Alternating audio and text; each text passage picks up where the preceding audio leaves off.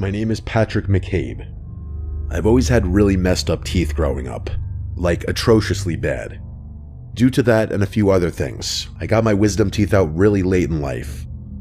Most people who undergo the process get them out sometime in high school or at the very latest early into their college years, but I was different. I didn't even sit down for a consultation until after graduating college.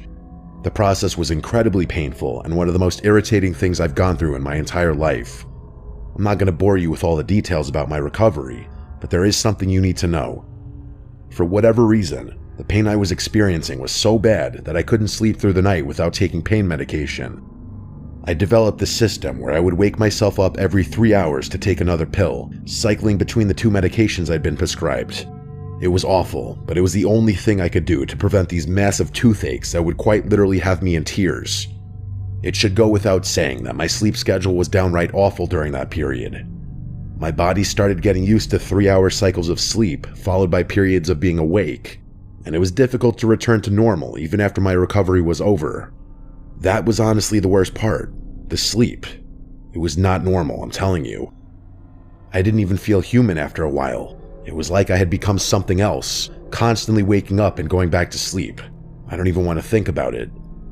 One night, I'm pretty sure it was during the first week of recovery, I was up at like 4 a.m. to take my meds again. For whatever reason, I couldn't fall back asleep afterwards. I don't know if it was because of my condition or because the AC had stopped working, but it was really hot in my room, way hotter than usual. I remember tossing and turning for like 10 minutes before deciding I had to do something about the heat. The only thing I could think of was to open my bedroom window, which I did. That helped a little bit, but I still couldn't sleep.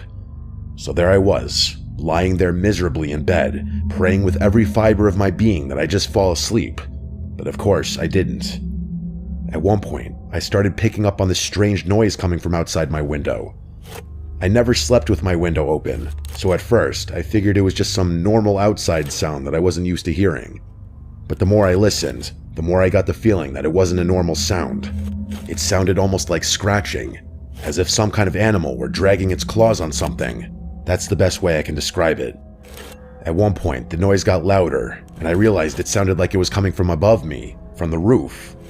And then, a few seconds later, the noise started moving above me, gradually fading out of earshot.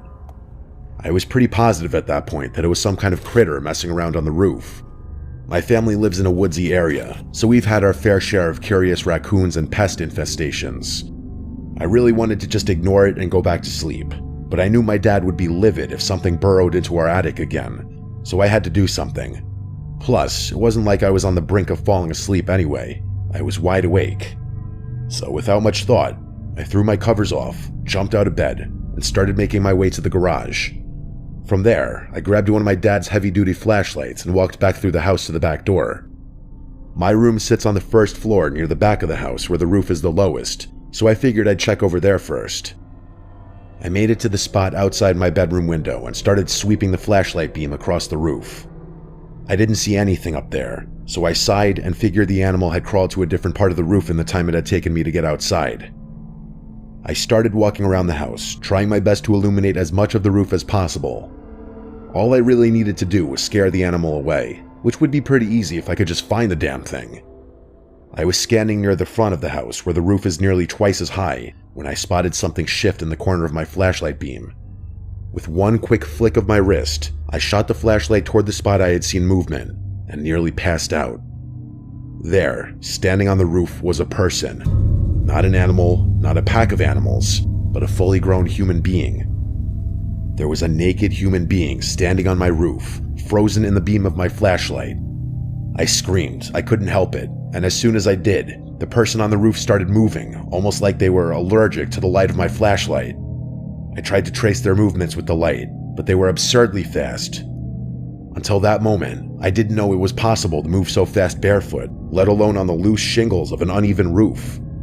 They started making their way back to where my room was, and I sprinted around the house to intercept them. I don't even know what I was thinking. I should have just ran back inside, but there was some deep instinct in me that prevented me from backing off. I yelled for my dad as I ran, hoping he'd be able to get outside in time to help me ward off or restrain the psycho on our roof. I made it to the back of the house just in time to see the person preparing to jump off the roof. My first thought was that there was no way.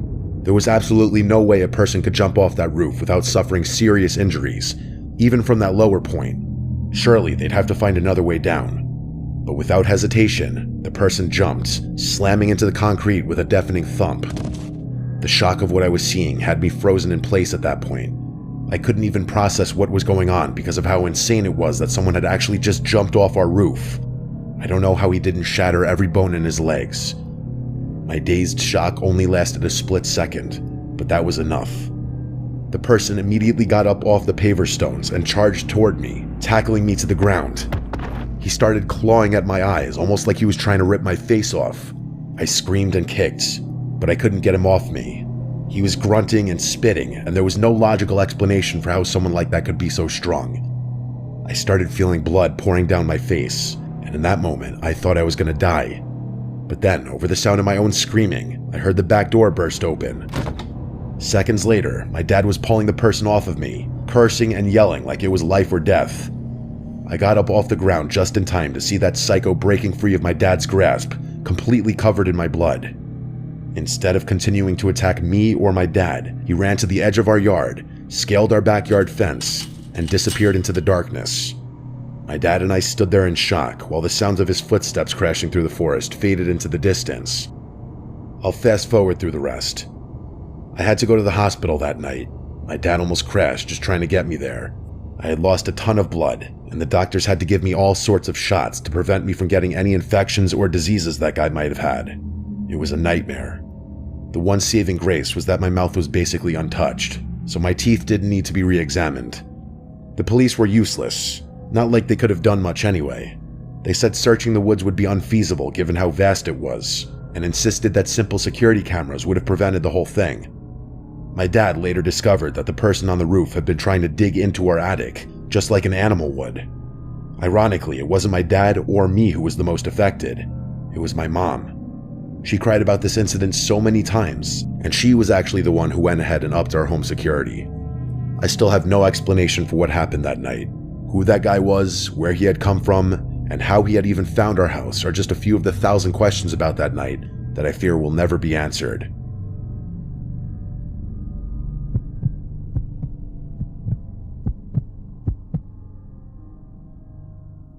My house is a very unique design. Well, I call it unique, but I bet a lot of people would call it weird instead. And actually, they have. The vast majority of friends I've hosted have all said so, even a handful of girls I've snuck in while my parents were away. As much as I'd love to make things easy for myself and just attach a bunch of photos of the house, I don't think my parents would appreciate that too much.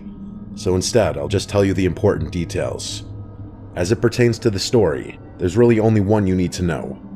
You know how most houses have a porch or a walkway leading up to the front door, and there's usually some sort of covering above the door, maybe called a door canopy? Well, my house basically has a covered hallway that you have to walk through before entering the actual interior. Imagine your own front door, part of the house on either side, and then push the front door entrance back, into the house so to speak. It's essentially like walking in between two parts of the house without even being inside. This is all to say that my bedroom is on the first floor, right next to the external hallway that leads to the front door. If I stand up and look out the window next to my bed, I can actually see anyone standing at the front door, but they'd have their back to me. Hopefully that description makes sense. I developed a habit at a really young age of peeping out that window whenever a delivery person or guest would ring the doorbell. It was like having a little hidden camera that I could use to check who was there before stepping in full view of the door. What I'm about to tell you happened just a few months ago, at the very beginning of the summer. My parents were out of town for the week, so I decided to take advantage of the situation and let my girlfriend Anna sleep over for a few days. Normally, my strict and traditional parents would be very opposed to anything like that, but what they didn't know wouldn't hurt them. Plus, they'd met Anna a million times, so it wasn't like I was bringing an unwelcome stranger into our home. The first night was relatively uneventful, just a chill movie night with some snacks and a few glasses of wine. We went to sleep at a reasonable hour and went for a dip in the pool the following morning. I'm not really much of a party person, and neither is Anna, so we were more than happy to just spend some time together relaxing, playing games, and watching TV. The second night was when things went down. It was probably sometime around midnight. We were pillow talking in the dark, about to go to sleep, when I heard something from outside. It sounded like a screeching, or something being dragged. I shushed Anna and listened, trying to figure out what I was hearing. It sounded like it was coming from the driveway, which is off to the side of the house. That alarmed me, mostly because it meant the sound was coming from really close to the actual house. I listened a little while longer and realized it was the sound of one of my dad's trash cans being moved around. He sometimes keeps them in front of the garage, and I was pretty positive I had seen a couple of them out there earlier that day. My first thought was that he hadn't fully emptied them and some animal was poking around looking for scraps or food or something. Still though, animal or not, hearing things moving around in your driveway is creepy, especially when you're the only one home and it's too dark to see anything. I told Anna to stay put, telling her that I was going to go shoo away the raccoon or other animal that was rummaging through the trash. Then, I calmly walked out of my room and over to the front door. I flicked on the switch for the exterior lights, but they didn't illuminate the driveway enough for me to see anything, just the front yard and the porch. So, reluctantly, I opened the door and walked outside, hoping my presence would be enough to scare off whatever was out there. I stood on the porch for a few seconds, waiting to hear scampering or see an animal run across the yard, but nothing happened. In fact, even the sound of the trash can had stopped. I figured there was a slim chance that whatever had been there had already run away, but concluded it was unlikely since I had been watching and listening the whole time. So, even more reluctantly, I clicked on my phone flashlight and started walking down the front steps toward the driveway. As I got closer, I realized that one of the trash cans had indeed been messed with. Two of them were sitting against the garage door, but one of them was completely overturned, with its contents scattered across the driveway. I groaned, knowing I was going to have to clean up the mess. I should mention that I didn't see anything out there, even after approaching, so I figured the animal had slunk away without me noticing. Just to be completely sure, I shined my flashlight all around the trash cans, but there was still nothing there. So that confirmed it. Without much more thought, I started picking stuff up from the driveway and throwing it back in the trash can. After I finished with that, I went back inside, opened the garage door, moved the trash cans inside, and locked it. I didn't want to run the risk of something returning later and waking me up. Then I went back to bed. Anna was still awake, but barely. I could tell she was about to fall asleep, so I gave her a gentle kiss on the forehead and tried to get comfortable on my side of the bed without disturbing her too much.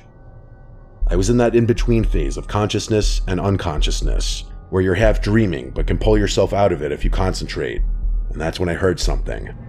This gentle tapping noise, like metal on glass. I was convinced it was part of the half-dream I was having, but something about it was just the slightest bit too unsettling. So instead of succumbing to exhaustion and drifting off into sleep, I opened my eyes and looked around the room. Sure enough, the tapping sound didn't stop. I froze. It hadn't been in my own head. It was coming from somewhere in the room.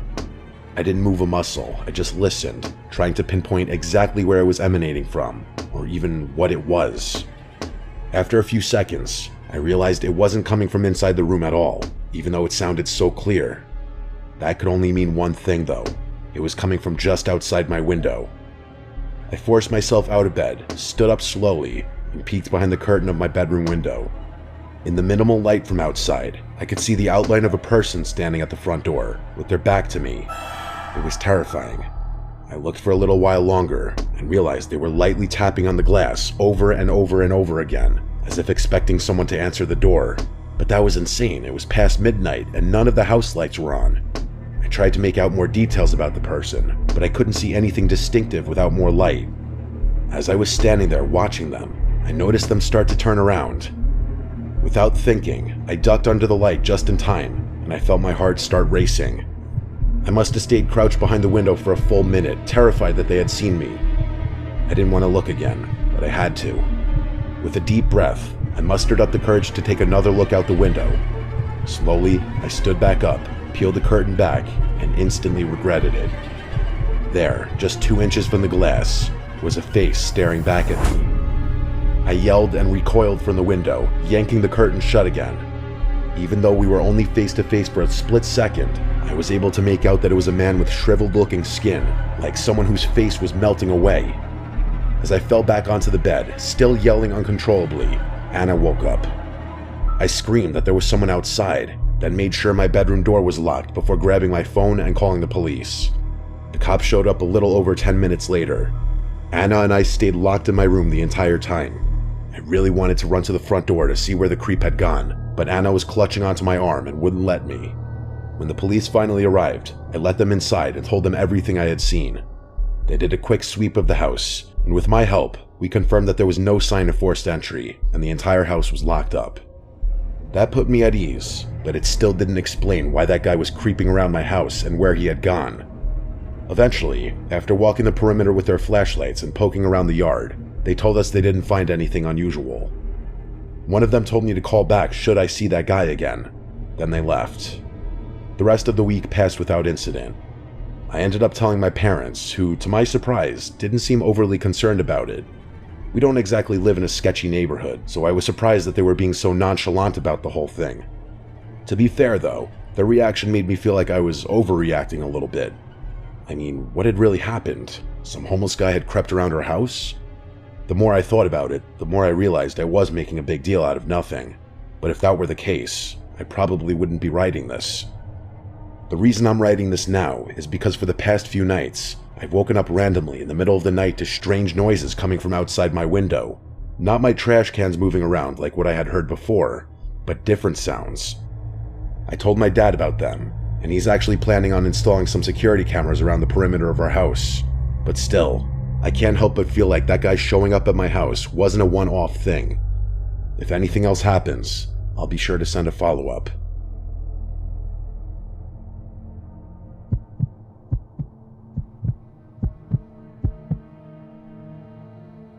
What you're about to hear is an experience that nearly made me lose my mind. It's still something that I think about quite often if I'm being honest, but I've been able to recover a bit in the months since it's happened. The whole story is pretty quick, so I'll get right into it. I'm a single guy in my mid-30s. I live alone with no pets in a small one-story house. The house is really modest. 1 bedroom, 1 bathroom, a living room, kitchen, dining room, and a tiny garage. That's it. Life is fantastic. Because of my profession, I can work on my own time and don't have to answer to anyone, whether that be a girlfriend, a parent, or an employer. Freedom has always been an imperative part of my life, so I've done my best to maximize it wherever possible. I know a lot of people are different, and a lot of people might actually judge me for my quote, immature lifestyle, but everyone has different priorities and preferences, so as long as no one judges me, I won't judge them.